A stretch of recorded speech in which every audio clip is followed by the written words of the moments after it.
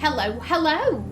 My name is Callista, and welcome back to Contradiction, Spot the Liar.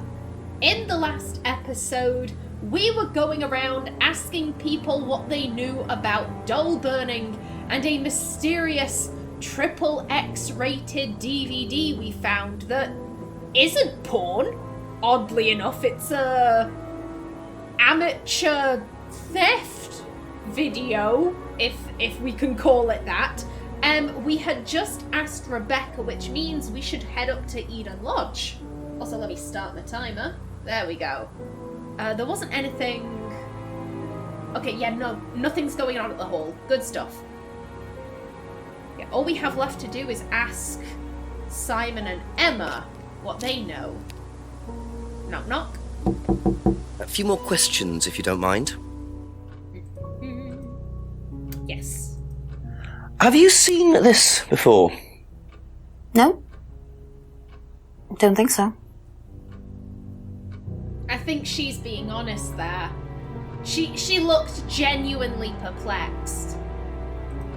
What do you know about doll burning? Doll burning, I think it was something that they did on the course. Simon mentioned it. Oh, they didn't do that when you were there? No.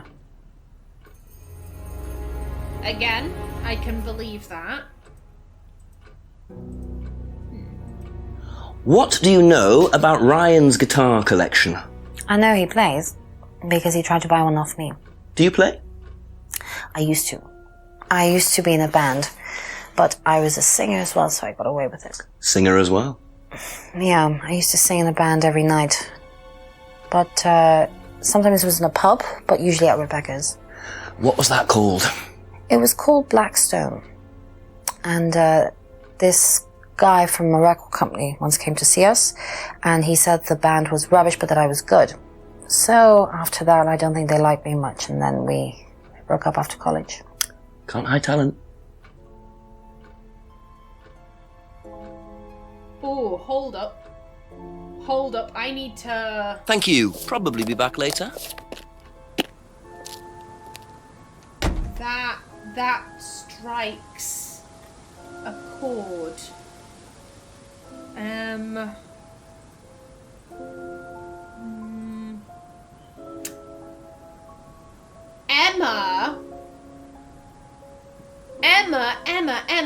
you be... Will that count, though? Oh, will that count as a contradiction? Because it was Rebecca who brought up the band. Oh, I'm gonna try it, but... A few more questions, if you don't mind. Yeah, you say you didn't know him very well. Like, I don't know if this is a contradiction or not, but... Aha. That band you sang in, Blackstone, who else was in the band? Just a few people from college. Including Liam? Yeah. Why did you say you didn't know him? No, it's not that. I just thought you meant that I didn't know about his suicide. Did you? No, I was away on holiday. When he died? Yeah, I only knew him through the band. She definitely knows more than she's saying. She was in a band with Liam, but didn't know about his problem? I'm not sure I believe you, Emma. Emma, why do you keep lying? You're not good at it. You're really not good at it. I was on holiday. Sure you were. Emma, sure you were. Emma,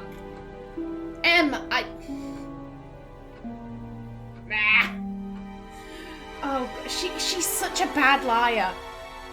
She is such a bad liar. Here's the thing, we don't have anything to contradict this. Currently, at least I'm pretty sure we don't.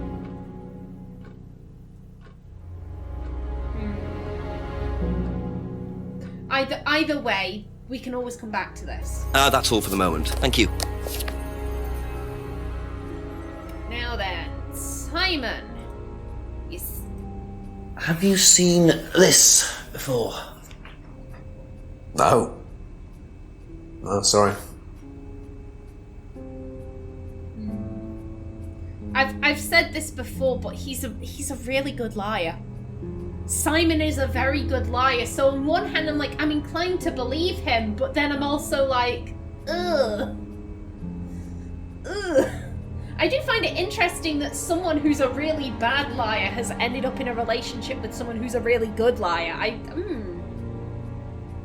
Then again, I think Emma, I don't think she knows Simon as well as she thinks she does. It was the freedom phrase. Because we went to speak to Emma and she was saying something along the lines of, oh, they told us that guilt was useless, and I disagree with that. And Jenks said, would Simon agree with you?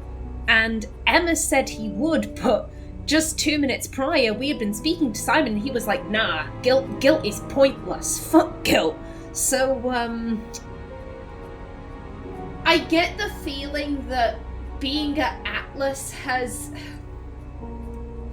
I wouldn't exactly say it's probably changed Simon, but I think Simon probably held a lot of these views, about guilt and business and life in general. And he probably felt that, these views aren't compatible with society. Society says we should feel guilty and we shouldn't be overly ambitious and we shouldn't step on people, blah blah blah. So I'll push these feelings down. Oh hey, I've met this girl called Emma, yeah, let's get into a relationship. Then Simon started at Atlas and Atlas encouraged those views. And so Simon got more like, oh yeah, guilt is bullshit. I've thought that for ages, but it was only with your encouragement, Paul and Ryan, that I could properly express that. Yay. So Emma views Simon probably as how he was when she met him. She doesn't realize just how deep his views run. That's kind of the vibe I get, at least. What do you know about doll burning? Not on the course. It's a ritual thing. It's getting rid of things that you don't need. Throw it into the fire. And that's a good thing? Well, yeah, it helps you getting rid of things you don't need, so you can move on and take control again. So what are the masks for?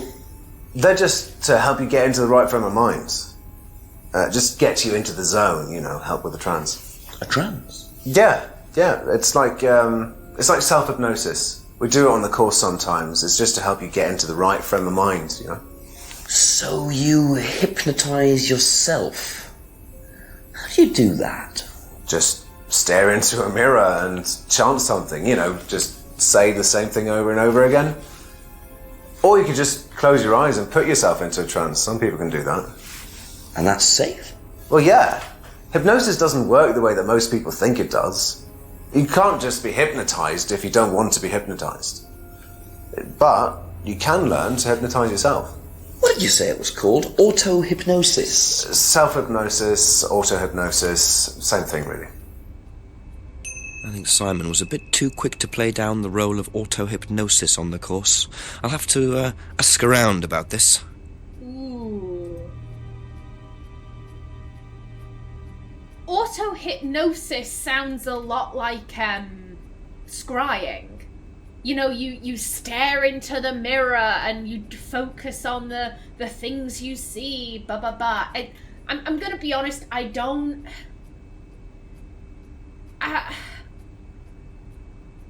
It's not exactly that I don't believe in hypnosis. It's like Simon said, you can't hypnotize someone who doesn't want to be hypnotized.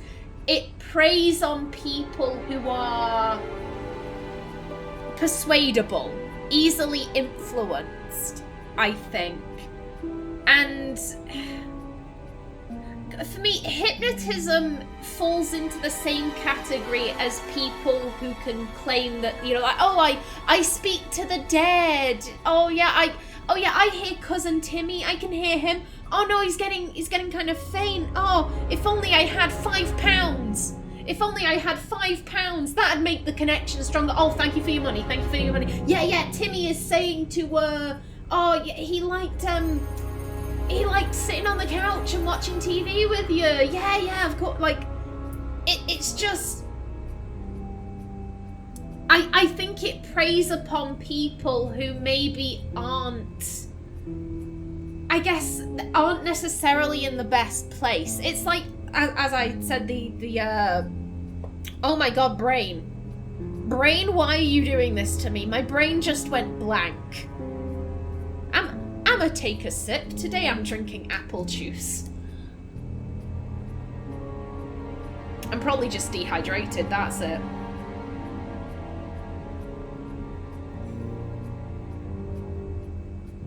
With people who claim to, like, oh, I can talk to the dead and that kind of thing.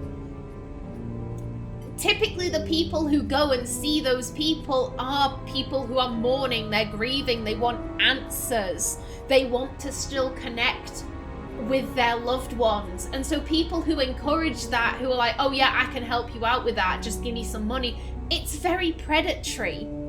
And for me, hypnosis kind of falls into a similar genre.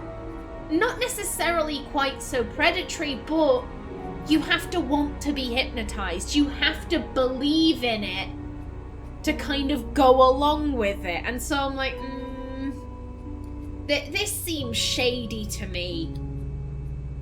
This seems very shady. Be back later on, if that's okay.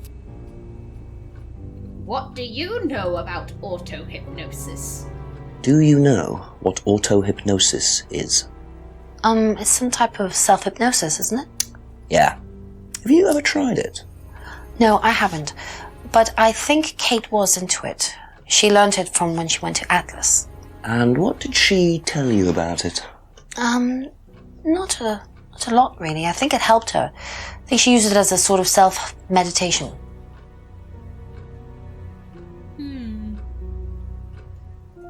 That's interesting. Also, I'm not gonna lie, the auto-hypnosis does sound very similar to meditation, and here's the thing, I'm not really into meditation either. I get bored. I struggle with sitting and thinking of nothing. I'm like, I could be doing something. I could be doing something instead of sitting cross-legged on the floor and trying to focus my mind on the expanse of the universe or something. I'm just like, no, this is dull. I can't be arsed with this. Okay, that's it for now. Thank you. Okay, I guess from here we have a few things that we need to ask Ryan. So, what am I doing? I've got a map. Oh. Whoa! Whoa!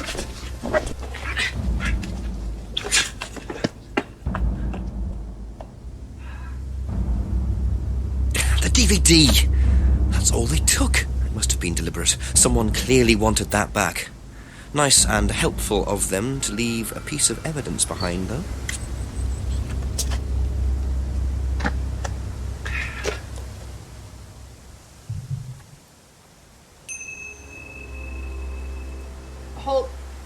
Monarch costumes. That's familiar. Also,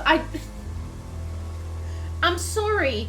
This was the most middle-class mugging I'd ever seen. They used a bag for life. They used a bag for life to mug a police officer. Okay. Okay. I find that very amusing. I'm sorry. Can we get to Atlas? There we go.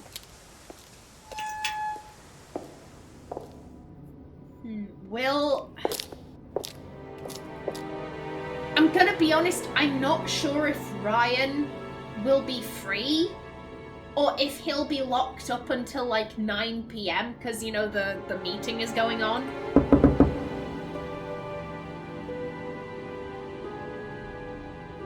Yeah, we're not gonna be able to talk to him until like 9. Maybe even later because we don't know how long the meetings run till. Let's start with Abbey Farm. We'll just go along.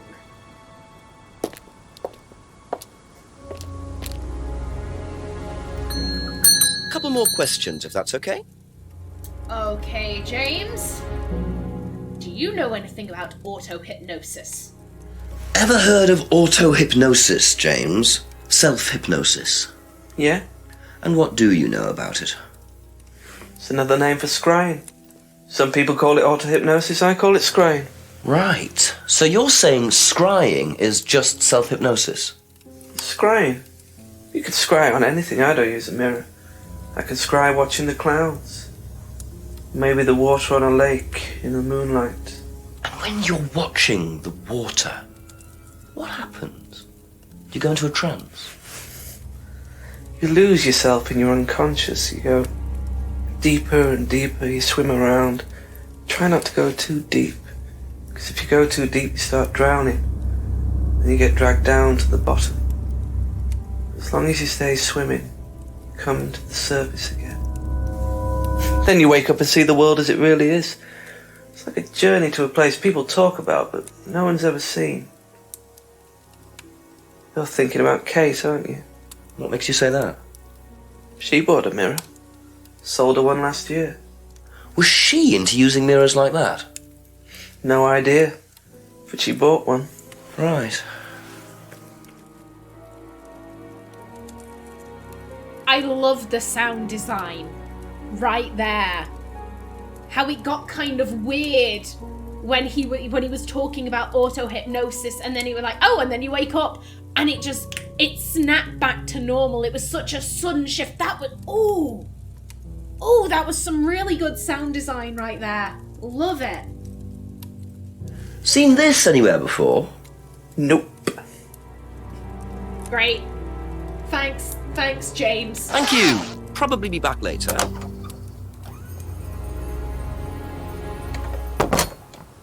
Thanks for helping me solve the most middle-class mugging.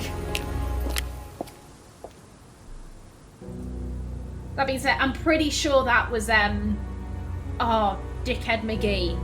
Is he called Kyle? The guy who was carving the rock-on symbol into the tree. That guy. I'm pretty sure it was him. A few more questions, please. Thank you. Can you tell me more about the auto-hypnosis techniques used on the course? We don't use hypnosis on the course. Not at all. Not anymore. So, how was it used? Hypnosis is probably the wrong word, Inspector. It's nothing to do with the trances or things like that. It was meant to force... to help students. Did you force them? You can't force anybody into being hypnotized. You have to want to be hypnotized. It's not something out of your control. You can't be hurt or damaged in any way by hypnosis. So you've never put pressure on students to enter into hypnosis? It would be impossible to do so.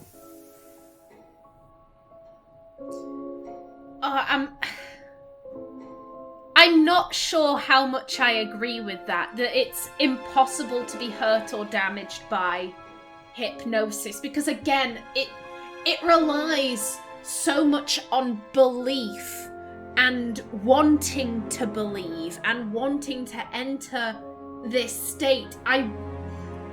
It feels like you could take advantage of someone like that very easily.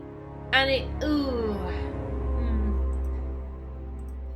Have you seen this before? No, I don't think so. You don't recognise the shop? No. Is there someone else who works at Atlas? Someone who may have been there tonight? No. There's a cleaner. Comes at strange times, but then he's a strange boy. Work experience. As a cleaner? Well, we did try him in accounts, but it didn't work out. Excuse you? Excuse you, sir? I can read. I can read monarch costumes, how dare.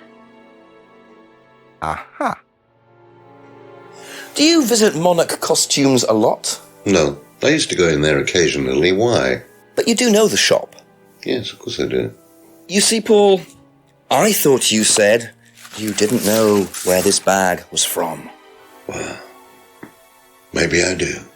This was used to put over my head, Paul, by a mugger. Would you like to tell me something? Are you suggesting that I had something to do with your mugging? Did you? You really ask the most ridiculous questions. Of course I didn't. So why did you lie about the shop? Well, I didn't have anything to do with your mugging, Inspector, but I might know somebody who did. Go on. Did Ryan mention Jason to you as a cleaner? Unfortunately, Ryan at some point told Jason that the DVD mustn't be removed from the site. So, when he saw you take it, he simply thought that he was doing us a favour by, getting it back. He isn't exactly what you'd call one of Darwin's best examples. So what's on the DVD that's so special? All right, it was something I did myself, a little stunt I pulled to amuse the students. What kind of stunt? I pretended to steal from the students. I emphasize the word pretended. The students knew all about it afterwards. Everything was above board. Steal from students? Why? We were doing a piece about pushing the limit, so I decided I would show them how it was done. Oh, don't look so serious, Inspector. I returned everybody's things immediately afterwards. No harm done. And when was this? Last year sometime. At Third Eye or Atlas? Third Eye, I think. And this was before or after Liam died? Well, since you'll probably find out anyway, it happened to be on the night that Liam died, as it happens. Before you ask, no, I didn't steal from him.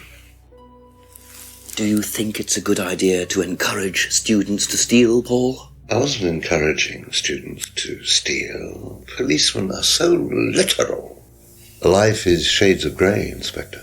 Much as the Force might like it, it doesn't divide neatly into blacks and whites. Now, if you don't mind, you're going to have to excuse me for a moment. You know where the door is.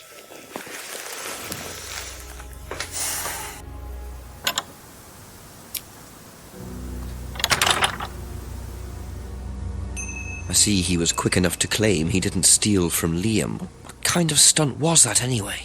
And Liam dying later the same night? It's just all a bit too suspicious. Ooh,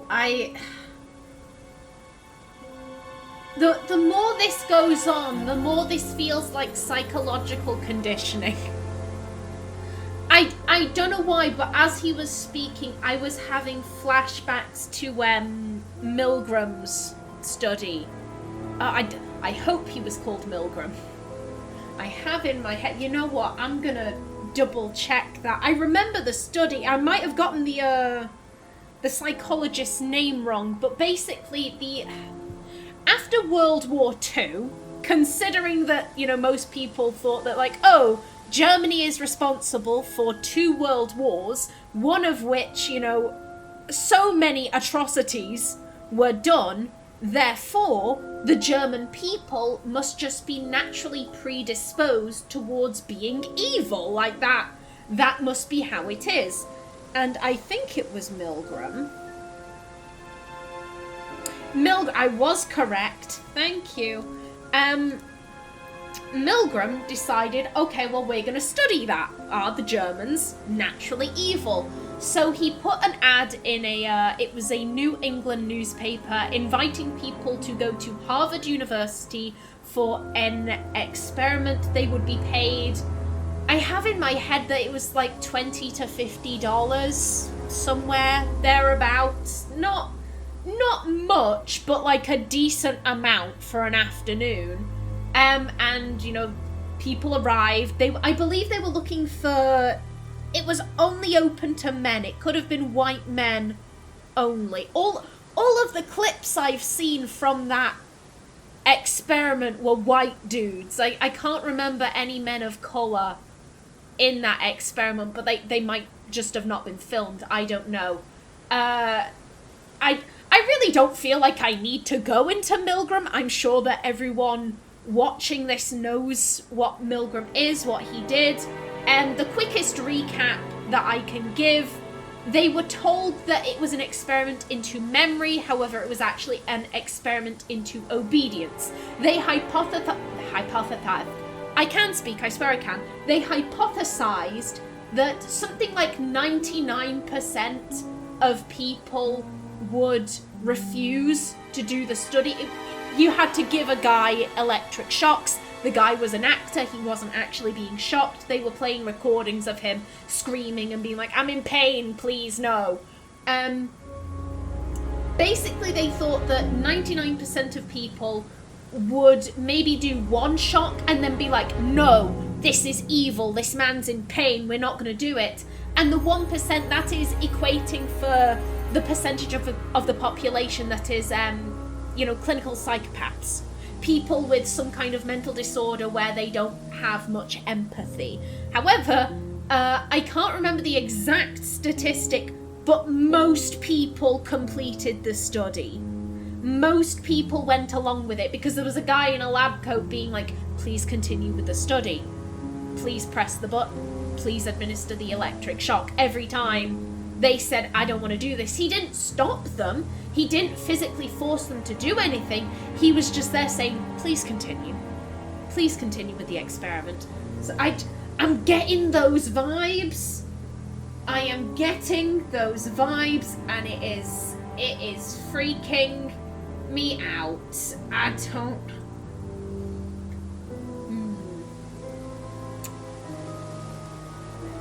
Where can we go from here? So we do have Paul's theft stunt that we can ask about.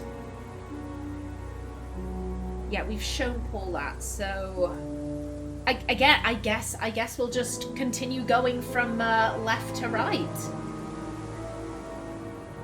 Rebecca.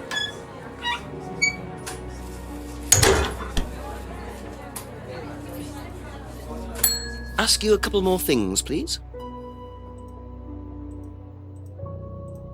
Do you know anything about hypnosis used on the Atlas course? Are you sure you mean hypnosis or the power of persuasion? What's the difference? Not a lot. But if you want someone to do something, it's usually easier to ask nicely. Atlas used persuasion techniques. Well, don't all businesses use it, Inspector? Ever heard of advertising? This just seems so slimy to me. Oh God, didn't Paul say that the typical students on an Atlas course were people who were looking for answers and, not exactly people who were down on their luck, but people who might be more persuadable than others. People who are looking for I need to take a hold of my life and do something, and I'm gonna trust these guys to teach me how to be good at business. No, I don't like any of this. Have you seen this before anywhere? Well, I know the shop, costume shop just outside the village. Ever used it? Not personally, but I think Ryan might have. Okay. Did you know about Paul's money stealing at Atlas? Are you talking about a particular incident or just in general? It's something he did on the course. Stunt. And what did he do exactly?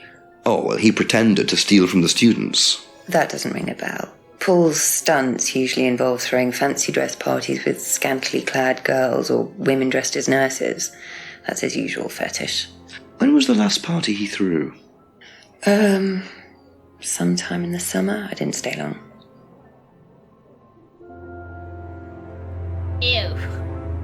Ew, Paul. Paul, no, you lecherous old man. Ugh. Thank you. Probably be back later. God damn. Let's leave. Let's leave the scene. Oh God. And with that nasty taste in my mouth, I'm gonna bring this episode to a close. In the next one, we're gonna go have a chat with Simon and Emma. But until then, please remember to like if you enjoyed, leave a comment below, And if you wanted to subscribe, it would be very much appreciated. I've been Callista. Thanks for watching, and see you in the next episode.